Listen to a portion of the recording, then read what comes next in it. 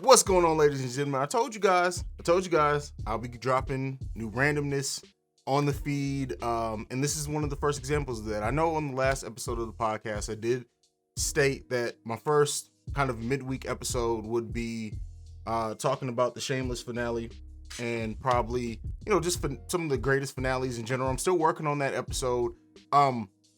And it'll probably be the midweek episode next week. But this Falcon and the Winter Soldier show and the finale that happened, and while the finale, I don't think the finale was the best episode or even my favorite episode, I should say. I think the episode before this probably was my favorite, which didn't even have a lot of action. It started off with that action scene, but then it was like a lot of just character building, and that was probably my favorite episode. If you guys can't tell, I'm a really big on character. Like, I love that. Part of why my first short film was what it was. But anyway, getting away from all that, this show, Falcon and the Winter, the first, and I said it on the last full episode, I want to commend Marvel for just not shying away from race, from talking about race and what it is for a black man to be Captain America and all of that. All amazing, the fact that they did that. Now, I do want to say, just to start this off, wow, they did make Anthony Mackie, his character, officially Captain America in this finale, which is great. The thing that I want to make, that, at least for me, is that, and you guys let me know if you disagree or not. And again, this isn't like this is just a midweek catch up, so it's not as formal as how I'm going to be doing my main episodes. Maybe this eventually moves to Patreon. I don't know. We'll see how that's going to go eventually, whatever. But they made Anthony Mackie Captain America officially. Like, yes, Captain America passed the shield on to him in Infinity War. But I really hope that it's not just going to be on this show going forward. And they've talked that there's potentially going to be season 2, but I want to see Anthony Mackie as Captain America on the big screen. I think especially with losing Chadwick Boseman, unfortunately, and T'Challa's character, is that he can really, and I don't want to say step into the role because they're two completely different characters, but to have a prominent black superhero take over the mantle of Captain America on the big screen would be huge for me. And again, that's just a nitpick. It's not to sit there and say I doubt that they'll do it or to cause like any controversies, nothing like that. It's just my thoughts. Like, that was kind of a couple of hours after I watched the episode, was to really sit back and think, okay, I hope he's just not Captain America on the show going forward. I hope that he's also, we see him in the big screen on, because he's an Avenger. And we know they are doing another Avengers movie. Him being Captain America doesn't necessarily mean he's going to be the leader of the Avengers now. But I love, just overall, when you think about this, Marvel is very smart with how they're using their TV shows. And that is, they're using the TV shows to flesh out stories that are in between the movies. So what I mean by that, for example, Anthony Mackie was handed the shield in one of the last scenes in Endgame. So he could pop up in the next Marvel movie, next Avengers movie, whatever, as Captain America in his outfit, and people who never watched the show really wouldn't question it because they saw, the last thing they saw was him being handed the shield. So it makes sense. But for the people who are subscribed to Disney Plus, the people who do watch every bit of content that is in the MCU, from the movies to the TV shows, we got this whole great story of Anthony Mackie being conflicted about taking up that mantle, and a great 6-episode arc that fleshed out that story of him finally accepting that he is Captain America and he's worthy of being that. So I love that what they're doing here, as far as like they're in WandaVision too. Because we know Wanda is going to be in the next Doctor Strange movie, and she could very well pick up, and for most people it's just an outfit change. So, while I think WandaVision was more fleshed out into, it has more implications because Vision is back out there somewhere. But I think that those implications, the Marvel's using the TV show platform very well to flesh out the stories. But let's get into this overall season with Falcon and the Winter Soldier. I talked about, it's easy to talk about Anthony Mackie. Also, Bucky, his character, the Winter Soldier, just him coming to the realization of letting those demons go. We really haven't gotten, when you really think about it, even in Captain America, the Winter Soldier, which was the second film, we didn't get much Bucky because he was the winner. He was brainwashed for most of that. We didn't get a lot of that. We got more of it in Civil War, but we really haven't got to see a lot of Bucky's progression as a character on the big screen. And so to see that in this show and to make it all make sense to him, to forgive himself, and try to beat those demons from the past and let go of that Winter Soldier moniker, it was all important. And so it's great there. But the one standout character in this to me was the fake Captain America was John Walker. I love that they could have made him just a villain. They could have made him just an asshole. They could have made him just like this dickish character, and they didn't. There's so many layers to John Walker, and I think it can go miss in a show that's just a great show overall. It could have easily gone miss, but what they did with him, at least for me, was so powerful. In the sense that you see this man who just wants to be great. He wants to live up to the shield. He wants to be a great soldier. He wants, like, the very first scene that he's introduced in, he was introduced at the end of the episode, but we actually got to see more of his character rather than him just walk out. When he's in that locker room and he's talking to Battlestar about what it means to take over the shield and his wife. Like, he wants to live up to that. But he's also somebody who has this mean streak. So over the course of the show, we got to see him being this person who idolizes Captain America and who, said he never got to meet him, and then we go from that to seeing him become this, even when he first meets Falcon and the Winter Soldier, he wants to work with them. And it's basically like, hey, well, let's just do it together. Like, you can see, like, he wanted to live up to that. And then when they kind of shunned him, he was just like, all right, well, stay out of my way. You do your thing, I'll do mine, but stay out of my way. And then we just see him, like, he wanted to be so great that when he basically got his ass kicked by super soldiers, got his ass kicked by the Dora Milaje, couldn't really take on Bucky if he wanted to, and then he takes that serum, and we know it brings out more sides of you, and then he sees his best friend die. Like, and that's the thing, like, they made it and wrote this character extremely well.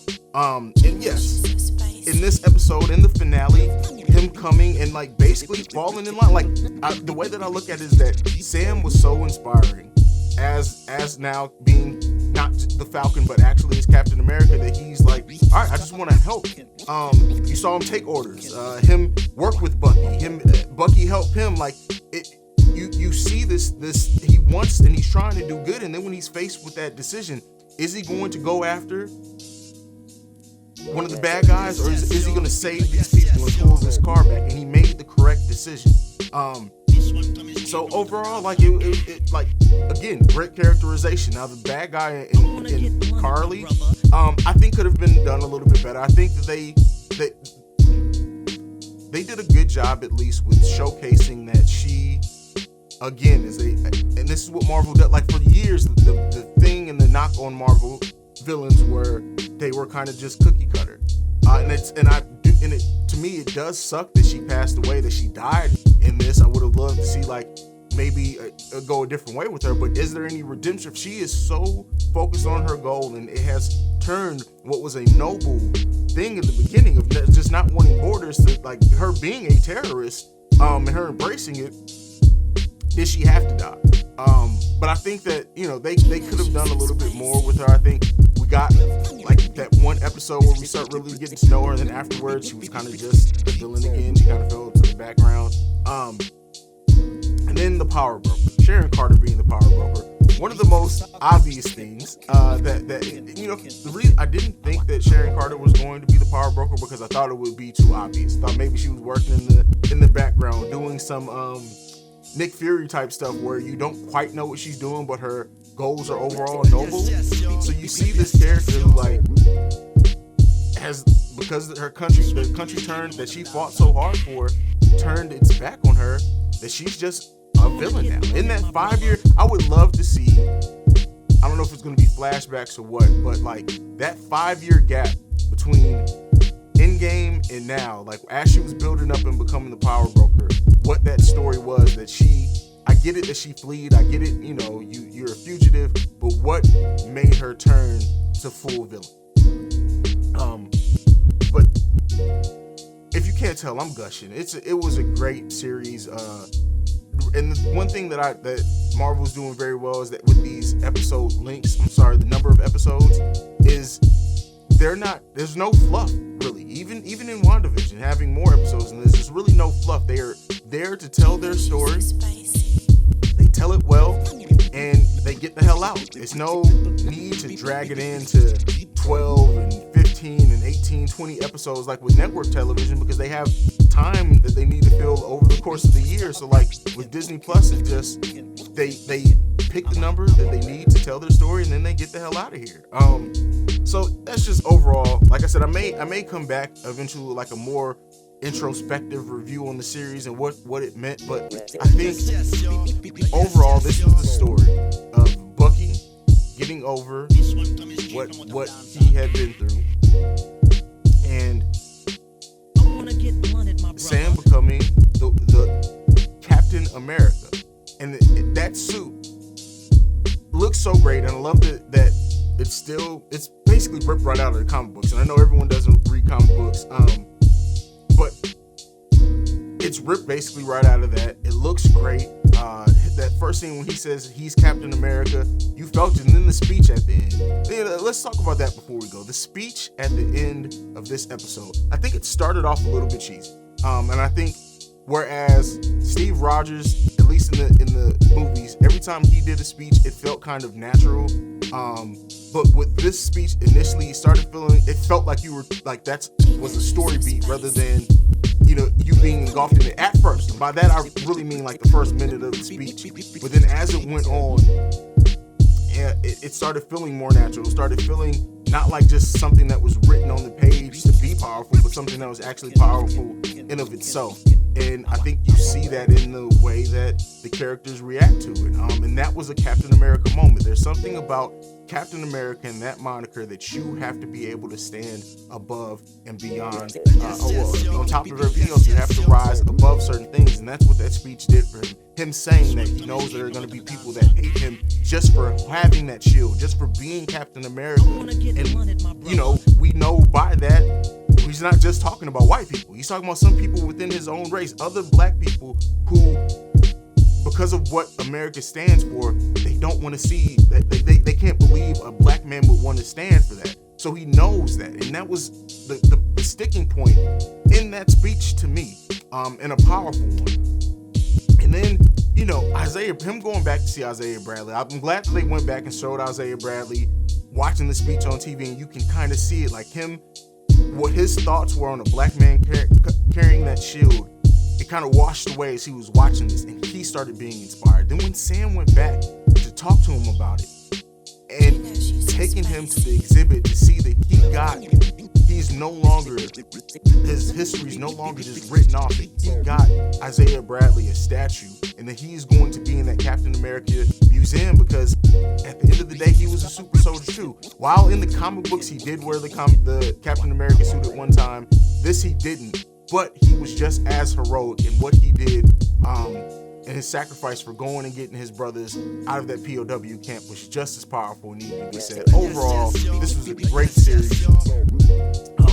So many great themes in it, so many great characters that I hope to live out in the MCU for a while. Sharon Carter, now the power broker. What does that mean for the MCU, even if it's just the Disney of the MCU? And I think what that's going to play into is the Armor War series that we know we're getting starring Don Cheadle. And with the plot of that series that's been released, or the synopsis of that series that's been released so far, was saying that Tony Stark's technology gets into the wrong hands. And if you listen to what Sharon Carter said at the end of this show, when she was on the phone, was that she's now going to have access to weapons. And they're going to sell them to the highest bidder. So I think what we're seeing is Sharon Carter may be, and Val, we'll talk about her in a minute, may be the big bads of kind of maybe an overarching story that's being told on Disney Plus with Armor Wars, and it could even play in the Secret Invasion. And by that I mean Sharon Carter is acting very different than what we knew of her in that before, the last time that we saw her in the MCU. Secret Invasion in the comic books, which is another show that's coming to Disney Plus, but in the comic books, it's basically the heroes finding out that the Skrulls have been impersonating people and heroes for years, and they kind of implant. It's kind of like what they did with Hydra, but with aliens instead. So what if it turns out like she's the villain in Armor Wars? At the end of Armor Wars, we find out she's actually a Skrull. Like, so there's a lot of different things and places they can go with it that could be told in the more grounded parts of the MCU Disney Plus series.